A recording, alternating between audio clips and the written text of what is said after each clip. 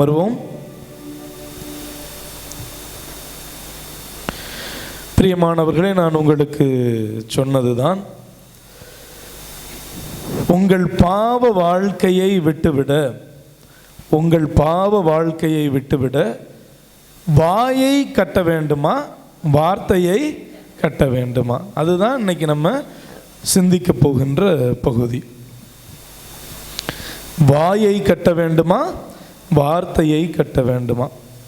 திரு அவையின் 6 கட்டளைகள் உங்களுக்கு தெரியுமா? திருச்சபையின் 6 கட்டளைகள் என்னென்ன? ஞாயிற்றுக்கிழமைகளிலும் கடன் திருநாட்களிலும் முழு திருப்பதி காண்பது. 2வது கட்டளை, வருடத்திற்கு ஒரு முறையாவது நல்ல பாவ சங்கீர்த்தனம் செய்வது. 3வது, பாஸ்கா காலங்களில் முழு திருப்பலி கண்டு நற்கருணை உட்கொள்வது. பாஸ்கா காலம் கண்டிப்பாக போகணும், புரியுதா இல்லையா? பாஸ்கா காலங்களில் நற்கருணை உட்கொள்வது. 4வது, திரு அவை விதித்துள்ள நாட்களில் நோன்பை அனுசரித்தல். என்னது? சுத்த போசன நாட்களில் சுத்த போசனமும், ஒரு சந்தி நாட்களில் ஒரு சந்தியும் மறவாதிருப்பது, அனுசரிக்க மறவாதிருப்பது. இதுதான் இங்கே உள்ள ஏறக்குறைய இங்கே உள்ளவர்கள் கற்றுக்கொண்ட பழைய திருமறை சுவடியில் இருக்கிறது. அப்படி தானே? சுத்த போசன நாட்களில் சுத்த போசனமும், ஒரு சந்தி நாட்களில் ஒரு சந்தியும் அனுசரிக்க மறவாதிருப்பது. இதுதான். அப்போ அடுத்து என்னது? திரு அவையின் தேவைகளில் பங்கு கொள்ளுதல். அப்படின்னா நம்மாலான உதவிகளை நம் ஞான மெய்ப்பர்களுக்கு செய்வது. அப்புறம் இன்னொன்று, சரியான வயதில் திருமணம் செய்வது, உறவினரோடு நெருங்கிய இரத்த உறவுகளோடு திருமணம் செய்யாதிருப்பது. இதுதான் என்னது? திருச்சபை விதித்துள்ள 6 கட்டளைகள். இதில் இன்றைக்கு நாம் எடுத்துக்கொள்ள போகிறது ஒன்று தான். சுத்த போசன நாட்களில் சுத்த போசனமும், ஒரு சந்தி நாட்களில் ஒரு சந்தியும் அனுசரிக்க மறவாதிருப்பது. ஏன்னா இது எதை குறிக்கிறது? நோன்பு. இன்றைக்கு நாம் எதை தியானிக்க இருக்கிறோம்? நோன்பு. வாயை கட்டுவது நோன்பா, வார்த்தையை கட்டுவது உண்மையான நோன்பா? திருச்சபை சொல்லியிருக்காங்க, சுத்த போசன நாட்களில் சுத்த போசனமும், ஒரு சந்தி நாட்களில் ஒரு சந்தியும் அனுசரிக்க வேண்டும் என்று திருச்சபை சொல்லி இருக்கிறது. ஆனால் இந்த நோன்பு என்றால் என்ன? வாயை கட்டுவதா? அப்படி என்றால் உண்ணாமல் இருப்பதா, உணவை குறைத்து கொள்வதா, அல்லது வார்த்தையை கட்டுவதா? இதுதான் நம்முடைய சிந்தனை. இப்போ உணவை தவிர்த்தல் அல்லது குறைத்தல், மாமிசத்தை தவிர்த்தல், இதனால் என்ன பயன்? ஏறக்குறைய எல்லாருமே ஜபக்கூட்டத்துக்கு வந்தாலும் குணமாக்குகின்றவர் ஆண்டவர் தான் என்று குருக்கள் முழங்கினாலும், இறை வார்த்தையை கையில் ஏந்தியவர்களாக இருந்தாலும், நற்கருணையை திருப்பலி தவறாமல் உண்டு வந்தாலும் மருத்துவமனைக்கு கண்டிப்பாக போய் கொண்டு தான் இருக்கிறோம். அப்படி தானே? இதில் உள்ள எல்லாம் ஏறக்குறைய எனக்கு ப்ரெஷர் இருக்குது, எனக்கு சுகர் இருக்குது, எனக்கு அது இருக்குது, இது இருக்குது. பல நேரங்களில் ஜபக்கூட்டங்களுக்கு வர்றவங்க இவ்வளோ பெரிய பட்டியலோடு தான் வர்றோம். எனக்கு ஒரு அதிசயம் நடக்காதா? எனக்கு ஒரு அற்புதம் நடக்காதா? எத்துணை நாள் என்னை மறந்துடுவீர் ஆண்டவரே, உன் இல்லத்தில் என்னை மறந்து விடுவீரோ? அதனால தான் ஆண்டவருடைய இல்லம், இந்த ஜபக்கூடங்களுக்கெல்லாம் அதிகமான பேர் ஆறுதலை தேடி, உடல் உபாதைகளிலிருந்து எனக்கு விடுதலை வேண்டி என்று வருகிறோம். அப்போ இந்த உணவை குறைப்பதால் என்ன பயன்? Maintaining diet food. என்னது? மருத்துவர்கள் உங்களுக்கு சொல்லுவாங்க, போன உடனே ஊசி கீசி மாத்திரை மருந்தெல்லாம் போட்டு கொடுத்துட்டு என்ன செய்வாங்க? இதை சாப்பிடணும், இதை சாப்பிடக்கூடாது, இவ்வளவு தான் சாப்பிடணும் அப்படின்னு சொல்லுவாங்கல்ல. அப்போ சீரான டயட் உணவுகளை உண்பதால் என்ன பயன் இருக்கிறது? உங்களுக்கு தெரியும், சரியா? ஆரோக்கியமான எடை நமக்கு இருக்கும், எடை நமக்கு இருக்கும். உடல் பருமனை என்ன பண்ணலாம்? கொஞ்சம் கொஞ்சமாக தவிர்த்தரலாம். சர்வீகீத உணவு உண்டால். அதுக்கப்புறம் உடல் சோர்வு நீங்கி சுறுசுறுப்பாக இருக்கலாம். உடல் சோர்வு நீங்கி சுறுசுறுப்பாக இருக்கலாம். சர்க்கரை நோய், இதய நோய், உயர் இரத்த அழுத்தம், இது போன்ற பிரச்சனைகள்லேருந்து நம்ம விடுபட்டுடலாம். எப்போதைக்கு? உணவை குறைப்பதால். உணவை குறைப்பதால். பன்னீர்செல்வம்னு எங்களுக்கு ஒரு அதிபர் இருந்தார், நாகப்பட்டினத்தில் இருக்கிறாரு. நிறைய பாடல்கள் போடுவார், நீங்கள் கேட்டிருப்பீங்க யூடியூப்பில். அவர் எங்களுக்கு குருமட அதிபராக இருந்தார். நான் சின்ன பிள்ளையா 12th முடிச்சுட்டு உள்ளே போனப்போ 2ஆம் ஆண்டு அவர் அதிபராக வந்தார். தவக்காலம் வந்துச்சு. எது உண்மையான தவம்? உணவை சாப்பிடாமல் இருப்பது எளிதா, உணவை குறைப்பது கடினமா? உணவை எனக்கு இது வேண்டாம் அப்படின்னு ஒதுக்கிறது எளிதா, அல்லது கண்முன்னே உணவை வைத்து கொண்டு அதை குறைத்து உண்பது கடினமா? இதுதான் நீங்கள் பதில் சொல்லணும். இப்போ ஒரு 5 பூரி, இங்கே உள்ள எல்லாருக்குமே பூரி ரொம்ப பிடிக்கும்னு வைங்களேன். ஒரு 5 பூரி இருக்குது, இல்லை ஒரு 10 பூரி இருக்குது. நம்ம பொண்டாட்டியோ இல்லை யாரோ அதை நிறையா செஞ்சு வைக்கிறாங்க. நம்ம வீட்டுக்கார அம்மாவோ இல்லை நம்மளே செஞ்சு வைக்கிறோம். ஒரு 10 பூரி காலை சாப்பாட்டுக்குன்னு செஞ்சாச்சு. புரியுதா? நமக்கு என்ன பிடிக்கும்? ரொம்ப பூரி ரொம்ப பிடிக்கும். நான் ஒரு நேரத்துக்கு 7 பூரி சாப்பிடுவேன் அப்படின்னு நீங்கள் வச்சுக்கோங்களேன். இப்போ தவ காலத்தில் 7 பூரியையும் வச்சுக்கிட்டு நான் காலை சாப்பாடு சாப்பிடல, இது எளிதா? இல்லை 7 பூரியையும் கண்ணு முன்னாடியே வச்சுக்கிட்டு ஒரே ஒரு பூரியை மட்டும் எடுத்து சாப்பிட்றதா? எது உங்களுக்கு ஈஸி? அதை சொல்லுங்கள்.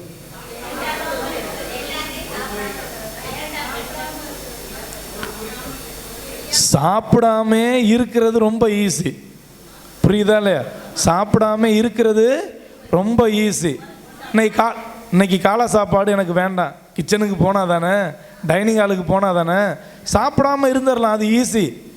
தண்ணியை குடிச்சிட்டா எதையோ குடிச்சிட்டா இருந்துடலாம். ஆனால் டைனிங் ஹாலுக்கு போயிட்டு 10 பூரியையும் இப்படி பார்த்து, அதுவும் ருசியாக இருக்குன்னு வைங்க, ஒரு பூரியோடு எந்திரிக்க முடியுமா? முடியாது. ஆனால் என்னால் முடியும்ட்டு ஒரு பூரியோடு எந்திரிச்சு வந்தோம்னா அதுக்கு பேர் தவம். சாப்பிடாமே இருக்கிறது ஈஸி. ஆனால் இருக்கிற இன்பத்தில் அதை குறைவாக நான் அனுபவிப்பேன், ஃபுல்லாக நான் அனுபவிக்க மாட்டேன், கொஞ்சோண்டு குறைச்சிக்குவேன். என்னுடைய இன்பங்களை கொஞ்சம் கட்டுப்படுத்தி கொள்வேன், எனக்கு வேண்டாம், இன்பமே வேண்டாம். அப்படி கிடையாது. நான் அடிக்கடி சொல்கிறது உண்டு, ஆசை துன்பத்திற்கு காரணம்னு புத்தர் சொன்னார். ஆனால் நான் என்ன தெரியுமா சொல்கிறேன்? ஆசை நல்லது, ஆனால் என்ன தான் நல்லதில்லை? பேராசை தான் நல்லதில்லை. அதே போல் இந்த தவக்காலங்களில் சாப்பிடாமல் இருக்கணுமா? சாப்பிடுங்க. மாமிசம் உண்ணாமல் இருக்கணுமா? சாப்பிடுங்க. உங்களை யாரும் மாமிசம் சாப்பிடக்கூடாதுன்னு சொன்னது? இப்போ தானே ஃபாதர் சொன்னோம், சுத்த போசன நாட்களில் சுத்த போசனமும் ஒரு சந்தி நாட்களில் ஒரு சந்தியும். நம்ம எல்லாருக்கும் பிடிச்ச ஒரு நபர் ஒன்று சொல்லியிருக்கிறாரு. அதை அந்த சிந்தனையின் இறுதியில் கண்டிப்பாக உங்களோடு நான் பகிர்ந்து கொள்வேன். நம்ம எல்லாருக்கும் பிடிச்ச நபர், ரொம்ப பிடிச்ச நபர் ஒன்று சொல்லியிருக்கிறார், உண்மையான நோன்பு என்ன என்று. அதை நான் இறுதியில் உங்களுக்கு சொல்லித் தருவேன். அப்போ உணவை குறைத்து கொள்வதால் நமக்கு உடலில் எந்த நோய்களும் வராது. ரொம்ப குறைச்சிட்டோம் அப்படின்னு இங்கே அல்சர் வந்துடும். புரியுதா இல்லையா? அப்போ சர்வீகீத உணவு ரொம்ப நல்லது.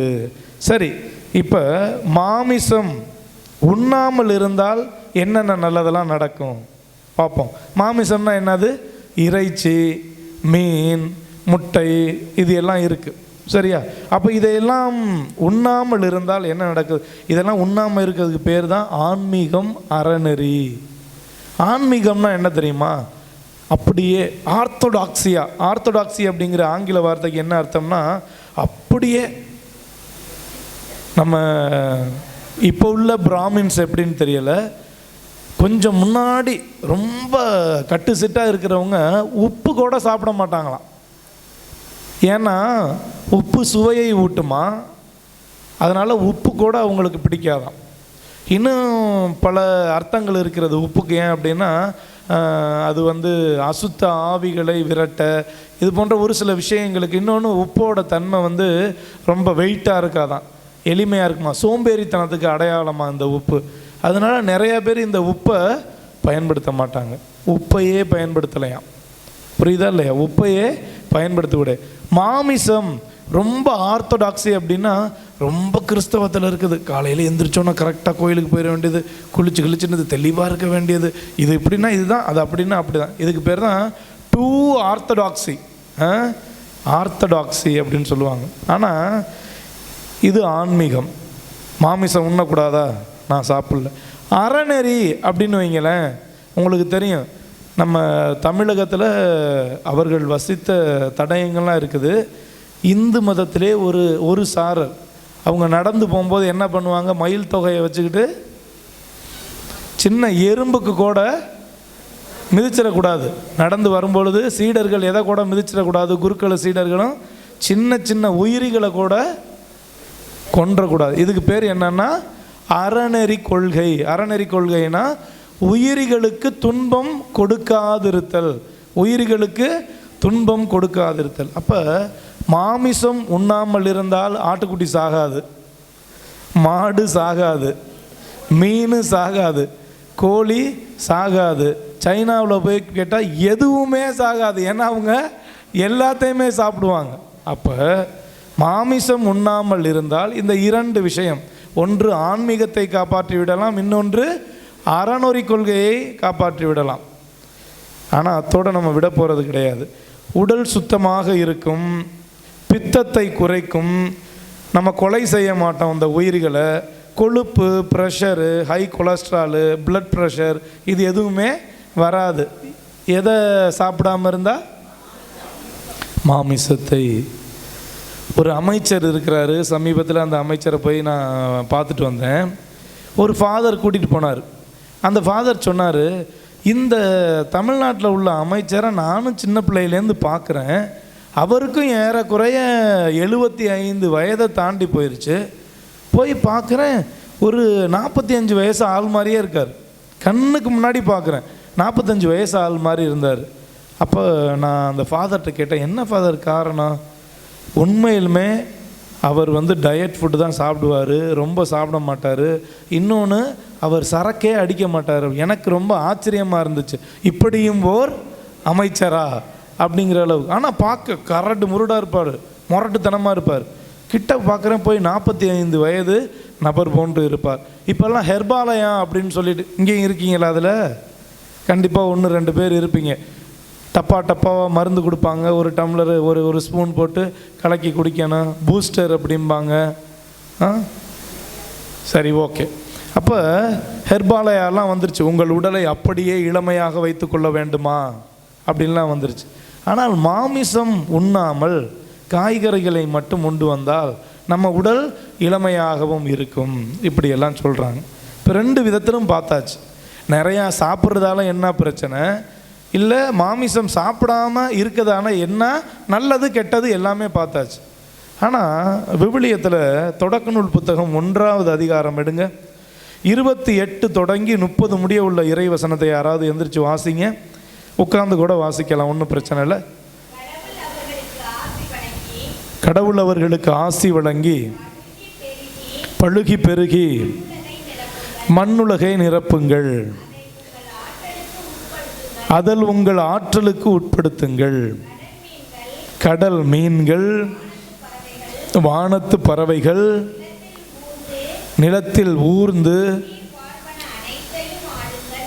அனைத்தையும் ஆளுங்கள் என்றால். ஏதாவது ஒரு திருவிழாவுக்கு போனீங்கன்னா சாமியார் சாப்பிட்ற மேசையில் இது எல்லாம் பார்க்கலாம். ஏரோப்ளைனையும் கப்பலையும் தவிர, சும்மா சொல்கிறேன். சரி, அதாவது நான் என்னைய சொல்லலை, நம்ம எல்லாருமே இதெல்லாம் விரும்பி சாப்பிட்றோம். அதான் கடவுள் சொல்லியிருக்காரு பாருங்க, கடல் மீன்கள், வானத்து பறவைகள், நிலத்தில் ஊர்வன நடப்பன எல்லாமே, அதில் தான் ஆடு மாடு கோழி குருவி எல்லாம் வந்துடுது. அடுத்த வார்த்தை, அப்பொழுது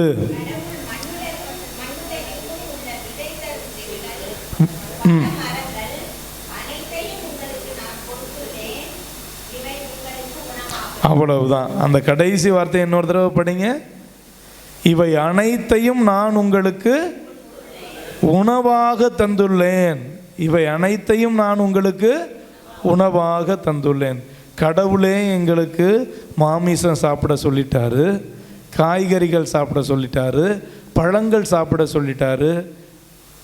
இது இந்த காலத்தில் தான் இதை சாப்பிடணும், அந்த காலத்தில் இதை சாப்பிடக்கூடாது, இதைத்தான் சாப்பிடணும், இதை சாப்பிடக்கூடாது அப்படி என்று ஒன்றுமே இல்லை. அப்போ கடவுள் படைத்த அனைத்தையும் மனிதன் ஆளலாம். அவை அனைத்தும் அவனுக்கு எதுவாக கொடுத்தார்? கடவுள் உணவாக கொடுத்தார். மத்தேயு நற்செய்தி 9வது அதிகாரம் எடுங்க. மத்தேயு நற்செய்தி 9வது அதிகாரம் 14 முதல் 15 முடிய உள்ள இறைவசனம். பின்பு யோவானின் சீடர் இயேசுவிடம் வந்து, நாங்களும் பரிசேயரும் அதிகமாக நோன்பு இருக்க உம்முடைய சீடர்கள் ஏன் நோன்பு இருப்பதில்லை? நோன்பு அங்கே என்னன்னு பார்த்தா, எல்லாவற்றையும் கடவுள் நமக்கு உணவாக தந்திருக்கிறார். பாலைவனத்தில் கூட காடைகளை கொடுத்த கடவுள், பாலைவனத்தில் கூட உண்பதற்கு மாமிசம் கொடுத்த கடவுள். இங்கே என்ன சொல்கிறாங்க பாருங்க, நானும் பரிசேயரும் யாருடைய சீடர்கள்? இவர்கள் யோவானின் சீடர்கள், இயேசுடைய சீடர்கள் கிடையாது. யோவானுக்கு பின்னாடி ஏற்கனவே நிறைய சீடர்கள் இருந்தாங்க. யோவானுடைய சீடர்களில் ஒருத்தர் தான் அந்திரேயா, பேதுருவுடைய சகோதரன். பிற்காலத்தில் இயேசு திருமுழுக்கு வாங்கினதுக்கப்புறம் இந்த அந்திரேயா யார் பக்கம் வந்துட்டாங்க? யோவான் சொல்லுவார், திருமுழுக்கு யோவான், இவரே உலகின் பாவங்களை போக்குகின்ற செம்மறி அப்படின்னு தன்னுடைய சீடர்களை எல்லாம் யார்கிட்ட அனுப்பி வச்சிருவார்? இயேசுகிட்ட அனுப்பி வச்சிருவார். அப்போ அந்த யோவானின் சீடர்கள் சொல்கிறாங்க, நாங்களும் பரிசேயரும் நோன்பு இருக்க. ஏன்னா மோசையுடைய சட்டத்திட்டங்கள் அப்படியே கரைச்சி குடிச்சிருப்பாங்க. இந்த நாட்களில் இப்படி இருக்கணும்னா இப்படி தான் இருக்கணும், அந்த நாட்களில் அப்படி தான் இருக்கணும்னா அப்படி தான் இருக்கணும், கரெக்டாக இருப்பாங்க.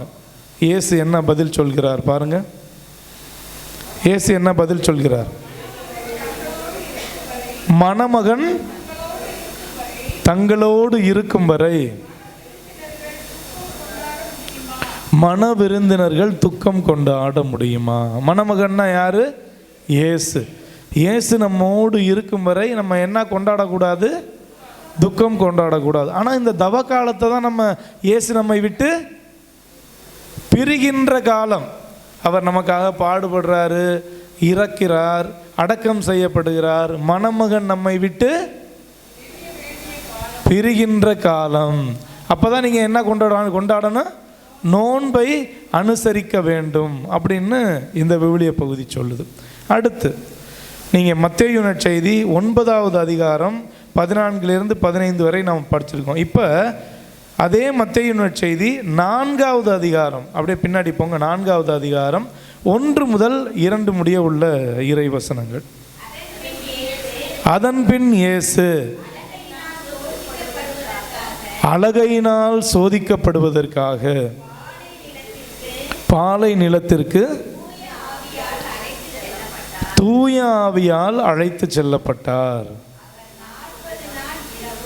40 நாள் இரவும் பகலும் நோன்பிருந்தார். அதன் பின் பசியுற்றார். இப்போ இயேசு எத்தனை நாள் நோன்பு இருந்திருக்கிறாரு? 40 நாள் நோன்பு இருந்திருக்கிறார். சரியா? அப்போ அந்த நோன்பு 40 நாள் நோன்புன்னா அங்கே 40 நாள் அவர் சாப்பிட்டாரா இல்லையா? அது சொல்லவே இல்லையே பைபிளில். இரவும் பகலும். இது மாதிரி தான் நேற்றுக்கு அன்பியத்துக்கு போனேன், இதே வசனம் தான் நான் சொன்னேன். அவர் 40 நாள் இரவும் பகலும் நோன்பு இருந்தார்னு ஒரு அம்மா சொல்லுது, மத்தியானம் சாப்பிட்ருப்பாரு அப்படி. ஆனால் இதற்கு தெளிவான ஒரு விளக்கம் நீங்கள் மோசேயுடைய பகுதிக்கு போகணும். விடுதலை பயணம் போங்க. விடுதலை பயணம் 34வது அதிகாரம் 28வது வசனம் எடுங்க. விடுதலை பயணம் 34:28 எடுத்துட்டீங்களா? 34வது அதிகாரம் 28வது வசனம்.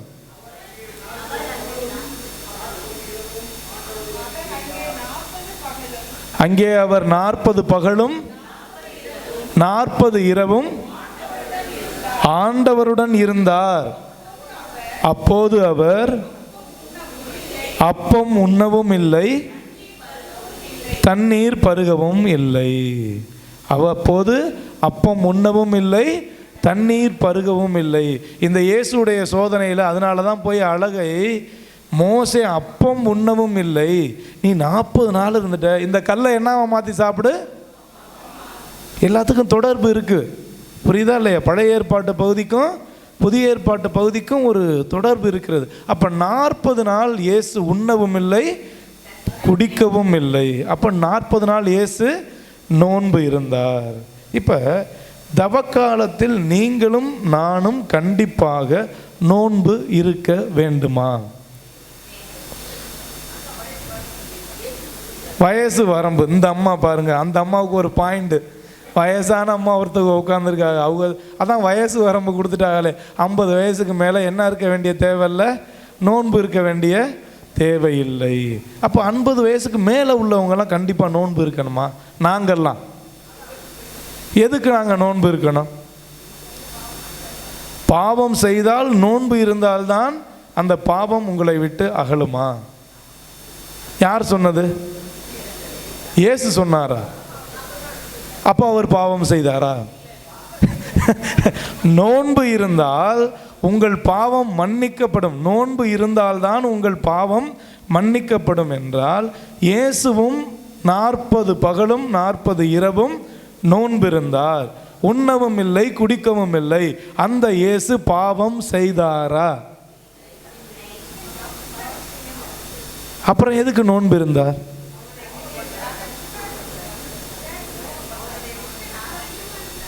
அவருடைய மிஷன் இனிமேல் தான் ஆரம்பிக்க போகுதா? பப்ளிக் லைஃப் அப்போ தான் தொடங்க போகுது. அதனால அவர் தன்னை தயார்படுத்திக்கிறாரா? தவக்காலத்தில் நீங்களும் நானும் கண்டிப்பாக உண்ணா நோன்பு இருக்க வேண்டுமா? இப்போ அன்னை தெரசாமா சொல்லுவாங்க. அன்னை தெரசாமா அடிக்கடி சொல்கிறது புனிதை. உங்களுக்கு கண்டிப்பாக இது எல்லாம் தெரிந்திருக்கும். ஒரு பெரிய விருந்துக்கு அவர் அழைக்கப்படுகிறார். உணவு உண்ட பின் பாத்திரங்களில் அவர்கள் உண்ட அந்த பிளேட்டில் கை கழுவும் போது நிறைய உணவுகள் கொட்டப்பட்டு இருக்கிறது. அப்போ அவங்க என்ன சொல்கிறாங்க தெரியுமா? அதிகமாக அந்த உலகில் உள்ள மிகப்பெரிய பணக்காரர்கள், நட்சத்திர ஓட்டல்கள், இதிலெல்லாம் வீணாக்கப்படுகின்ற உணவு, புரியுதால, பல நாடுகளின் பசியை தீர்க்கின்ற உணவு, பல நாடுகளின் பசியை தீர்க்கின்ற உணவு. ஒரு சில நாடுகள்லாம் குழந்தைங்க பிறக்கும் பொழுதே எலும்பும் தோலுமாக தான் பிறக்கிறது, உண்பதற்கு ஒன்றுமே இல்லை, பாலருந்துவதற்கு கூட அவர்களுக்கு வழி இல்லை. அப்போ அன்னை தெரசாமா சொல்லுவாங்க, பெரிய பெரிய நட்சத்திர ஓட்டல்களில் வீணாகின்ற உணவு பல ஏழை நாடுகளின் பிரதான உணவு. அவங்க சொல்லுவாங்க, இன்னொரு வார்த்தை சொல்லுவார்கள், 100 பேருக்கு உங்களால் உணவு கொடுக்க முடியாது, அதாவது 100 பேருக்கு உங்களால் உணவு கொடுக்க முடியவில்லை என்றாலும் ஒருவருக்காவது நீங்கள் உணவு கொடுக்கலாம். அதை கொடுக்க முடியாத அளவுக்கு யாரும் பிச்சைக்காரர்கள் கிடையாது. அன்னை தெரசாமா சொல்லுவாங்க, என்ன சொல்லுவாங்க ஆங்கிலத்தில், if you can't feed 100 people then feed just one. அப்படின்னா என்ன? 100 பேருக்கு உன்னால் உணவு கொடுக்க முடியாவிட்டாலும் அட்லீஸ்ட் ஒருவருக்காவது நீ உணவு கொடு. இதெல்லாம் விட்டு போய் நோன்பு இருக்காது 40 நாள். இவ்வளோ பிரச்சனை நீங்களும் நானும் வாழுகின்ற இடத்தில் இருக்கும் பொழுது, நீங்களும் நானும் கிறிஸ்தவர்களாக இருந்து கொண்டு, இயேசு சொல்கிறார், சின்னஞ்சிறியோருக்கு என் பெயரின் பொருட்டு 1 கிண்ணம் தண்ணீர் கொடுப்போர் என்னுடையோர், அவர்தான் பேர் பெற்றோர் அப்படின்லாம் இயேசு சொல்கிறாரு. நீங்கள் அதெல்லாம் விட்டுட்டு 40 நாள் நோன்பு இருக்கிறீங்க. உங்கள் பகுதியில் இருக்கின்ற ஏழைகள், கண்ணுக்கு தெரிந்த அனாதைகள், ஒதுக்கப்பட்டோர், இவர்களை எல்லாம் நீங்கள் பார்க்கிறீர்களா? உங்களுக்கு கண் இருக்கிறது, ஆனால் நீங்கள் பார்வை இல்லாமல் இருக்கிறீர்கள். உங்களுக்கு பேச முடிகிறது, ஆனால் நீங்கள் எல்லாம் பேச வேண்டிய நேரத்தில் பேசுவதில்லை. பேச தெரியாதவர்கள் சார்பாக நின்று பேசுவதில்லை. ஊமைகளாகி விட்டீர்கள். உங்களை ஊமையாக்கியது எது? பணமா? எலெக்ஷன் வந்துருச்சு, உங்களை ஊமையாக்கியது எது? பணமா? இன்னும் சொல்லிக்கொண்டே போகலாம். உங்களுக்கு தெளிவாய் காதுகள் கேட்கிறது, ஆனால் உங்கள் காதுகள் மந்தமாகி இருக்கிறது. மீண்டும் கேட்கிறேன், எது உண்மையான நோன்பு? இயேசுவே சொல்லி தந்திருக்கிறார். நான் பசியாக இருந்தேன், எனக்கு நீங்கள் உணவு கொடுத்தீர்கள். அவனை பார்த்து சொல்லுவார், உனக்கு விண்ணகம் ரெடி ஆயிருச்சு, ஆனால் உனக்கு விண்ணகம் இல்லை, நீ நரகத்துக்கு தான் போகிற. ஏன் அப்படி இப்படி? நான் வந்தேன், நீ எனக்கு எது? எப்போ நீங்கள் வந்தீங்க? அப்போங்க என்ன சொல்லுவார்? நான் ஆடையின்றி இருந்தேன், நான் நோய்வாய்ப்பட்டு இருந்தேன், நான் சிறையில் இருந்தேன், தாகமாக இருந்தேன். இந்த நேரத்துலலாம் நீங்கள் என்ன பண்ணலை? எனக்கு எதுவுமே பண்ணலை. நான் எப்போ அப்படி உங்களை பார்த்தேன்? நான் எங்கே அப்படி உங்களை பார்த்தேன்? அப்படின்னா, நீங்கள் வாழுகின்ற பகுதிகளில், சந்தை வெளிகளில், பேருந்து நிலையங்களில், பெரிய பெரிய பஸ் ஸ்டாண்டுகளில் பலர் தேவையினால் உங்களை அணுகி வருகிறார்கள். எங்கள் பங்கு தந்தை இருக்கிறார், எங்கள் பங்கு தந்தை மரிய சூசை என்று இருக்கிறார். 2 நாளுக்கு முன்பாக மாலை 5 மணி இருக்கும், ஒருவர் வந்தார். நான் என்ன உனக்கு வேணும்? பஸ்ஸை விட்டுட்டேன், வீட்டுக்கு போகிறதுக்கு காசு வேணும். வீட்டுக்கு போகிறதுக்கு காசு வேணுங்கிற, பக்கத்திலே வர முடியல, குப்புன்னு வாட வருது, என்னையா குடிச்சிட்டு வந்திருக்க அப்படின்னு நான் கேட்குறேன். இல்லை நான் வீட்டுக்கு போகணும், ஏன்னா எல்லாத்தையும் செல்ஃபோனு பர்ஸு கிர்ஸு எல்லாத்தையும் எடுத்துகிட்டு போயிட்டாங்க. என்னையா இப்படி நாறுதியா? என்ன? எங்கள் சாமியார் பக்கத்தில் நின்றுக்கிட்டு, சரி இரு, நான் உனக்கு 100 ரூபா காசு தரேன். அவர் என்ன சொன்னார்? சரி இரு, உனக்கு நான் 100 ரூபா காசு தரேன். 100 ரூபா காசு கொடுத்தாரு. கொடுத்துட்டு போனதுக்கப்புறம், ஃபாதர், அந்த ஆள் உங்கள்கிட்ட ஏமாற்றி காசு வாங்குறாரு ஃபாதர். ஏற்கனவே வந்தார், ஒரு 6 மாதத்துக்கு முன்னாடி அனுப்பி விட்டேன், திரும்பி இப்போவும் அதே கதையை வந்து சொல்கிறாரு. மருத்துவ சீட்டு ஏதாவது கொடு, மாத்திரை மருந்து எழுதியிருக்க அந்த சீட்டை கொடுன்னு கேட்டால் ஒன்றுமே செய்ய மாட்டேங்கிறாரு. நீங்கள் 100 ரூபா கொடுக்குறீங்க. அவன் குடித்தாலும் சரி, சிகரெட் அடித்தாலும் சரி, அது எனக்கு தேவையில்லை, உதவின்னு வந்துட்டான், நான் செஞ்சிருவேன். மரிய சூசைன்னு இன்னொருத்தர் இருந்தார், இறந்து போயிட்டார் அந்த ஃபாதர். எங்களுக்கு ஆன்மீக குருவாக இருந்தார். அவர் சொல்லி தந்தார். அவங்க மாமா ஃபாதராக இருந்தாராம். அவர் சின்ன பிள்ளையாக இருக்கும்போது அவங்க மாமா ஃபாதராக இருந்தாராம். இதே மாதிரி ஏழைகள் வருவார்களாம், நிறையா பேர் வருவாங்களாம். அவர் பாக்கெட்டில் கைவிட்டு என்ன வருதோ அப்படியே கொடுத்துருவாராம், என்னெல்லாம் மாட்டாராம். பாக்கெட்டில் கை விடுவாராம், அப்போதைக்கு என்ன இருக்கோ அதை அப்படியே எடுத்து கொடுத்துருவாராம். இவர் கேட்டாராம், என்ன அவன் ஒரு குடிகார பைய, அவன்கிட்ட ஏன் இதை அள்ளி கொடுக்குறீங்க அப்படின்னு கேட்குறப்ப அவர் சொல்லுவாராம், என்கிட்ட ஒரு நாளைக்கு 10 பேர் வர்றாங்க, 10 பேரும் நான் குடிகாரன்னு நினச்சா என்னால் 10 பேருக்கும் உதவி செய்ய முடியாது. 10 பேரையும் நான் பார்த்து இவன் குடிகாரனாக இருப்பான், இவன் இப்படி இருக்கான் அப்படி இருக்கான் ஏமாத்துறான் அப்படின்னு நினச்சா என்கிட்டேருந்து 10 பேரும் போயிடுவாங்க. ஆனால் நான் 10 பேருக்கும் கொடுக்குறேன், அதில் யாராவது ஒரு ஆளாவது என்கிட்ட எதோடு வந்திருப்பாங்க? தேவையோடு வந்திருப்பாங்க. கண்டிப்பாக அவர்கள் பலன் பெற்றால் சரி. மற்ற 9 பேர் வீணாக போனாலும் அதில் வந்த ஒருவர் தேவையோடு வந்திருக்கிறார், அவர் ஏமாற்றம் இல்லாமல் செல்வார். விவிலியத்தில் சொல்லப்பட்டு இருக்கிறது, யாசகம் கேட்போரிடம் உங்கள் முகத்தை மறைத்து கொள்ளாதீர்கள். விவிலியம் சொல்லியிருக்கு, யாசகம் கேட்போரிடம் உங்கள் முகத்தை மறைத்து கொள்ளாதீர்கள். எங்கே சென்றது உங்களுடைய நோன்பு? ஏன் 40 நாள் நோன்பு? நீங்கள் 40 நாளும் உணவு உண்ணுங்கள், 40 நாளும் ஏழைகள் உங்களோடு இருக்கிறார்கள். 40 நாளும் கலாத்தியருக்கு எழுதிய கடிதத்தில் அழகாக பவுலடியார் சொல்லியிருக்கிறார், உங்களோடு இருக்கும் ஏழைகளை நீங்கள் மறந்து விடாதீர்கள். உங்களோடு இருக்கும் ஏழைகளை நீங்கள் ஒருபோதும் மறந்து விடாதீர்கள். நோன்பு, அதுக்கு நம்ம இப்போ இவ்வளோ நேரம் சிந்திக்கிறதுக்கு என்ன அர்த்தம்? இது இதோட இந்த அறைக்குள்ளே முடிந்து விடக்கூடாது. அழகாக நேற்றைக்கு குருக்களுக்கு தியானம் கொடுத்த பொழுது திருச்சபையில் உள்ள போப்பாண்டவர் சொன்ன ஒரு விஷயத்தை அழகாக நமது எங்களுடைய தஞ்சை ஆயர் சொன்னார். Only mass begins at the end of the door. சர்ச்சோட எண்டு டோர் இருக்குது தெரியுமா, அங்கே தான் திருப்பலி துவங்குகிறது அப்படின்னு சொன்னார். ஆனால் திருப்பலி எங்கே நடக்குது? உங்களுக்கெல்லாம் பீடத்தில் நடக்குது. இங்கே அமர்ந்திருக்கும் அனைவருக்கும் திருப்பலி எங்கே நடக்கிறது? பீடத்தில் நடக்கிறது. ஆனால் உண்மையான திருப்பலி ஆலயத்தின் கதவுகள் மூடப்படுது தெரியுமா, அதுக்கு அடுத்து entrance of the door. Entrance of the டோரும் அதுதான், எண்ட் ஆஃப் த டோரும் அதுதான். என்ட்ரன்ஸ்னால் உள்ளே வர்றதுக்கான டோரு, எண்ட் ஆஃப் த டோர்னால் நம்ம இங்கேருந்து வெளியில். ஒவ்வொருவரும் திருப்பலி